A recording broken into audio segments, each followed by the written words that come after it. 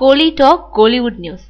தெலுங்கு படங்களை மறுக்கும் சித்தார்த். ஜிகர்தண்டா படம் தனக்கு தமிழ்ல நல்ல திருப்பு முனையை கொடுக்கும்னு எதிர்பார்த்துட்டு இருக்காரு சித்தார்த். ஆனா படம் வெளிவந்த பின்னாடி வேறு மாதிரியான கருத்துக்கள் எழுந்திருக்கு.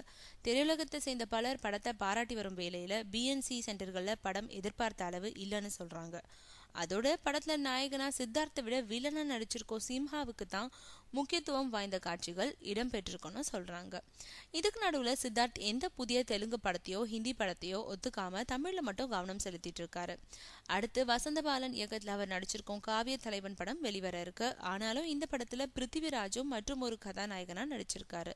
படம் வந்தாதான் யாருக்கு முக்கியத்துவம் இருக்கும்ன்றது தெரிய வரும். இந்த படத்தை அடுத்து கன்னடத்துல மாபெரும் வெற்றி பெற்ற லூசியா படத்தோட ரீமேக்ல சித்தார்த் நடிக்கிறாரு.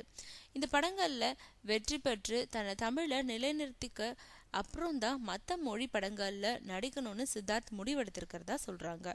அதே சமயம் ஜிகர்தண்டா படத்தோட வெளியீடு தள்ளி போனதுனால அந்த படத்தோட தயாரிப்பாளர் பத்தி சித்தார்த் அடிச்ச கமெண்ட் பல தயாரிப்பாளர்களை எரிச்சலுக்குள்ளாக்கி இருக்கு.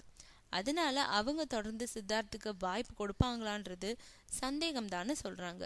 இப்படித்தான் சில வருடங்களுக்கு முன்னாடி ஒரு பத்திரிகை பேட்டியில தெலுங்கு தயாரிப்பாளர்களை பத்தி சித்தார்த் கூறிய பேச்சால அவருக்கு அங்க நடிக்க தடை விதிச்சு பின்னாடி அதை நீக்குனாங்கன்றது குறிப்பிடத்தக்கது.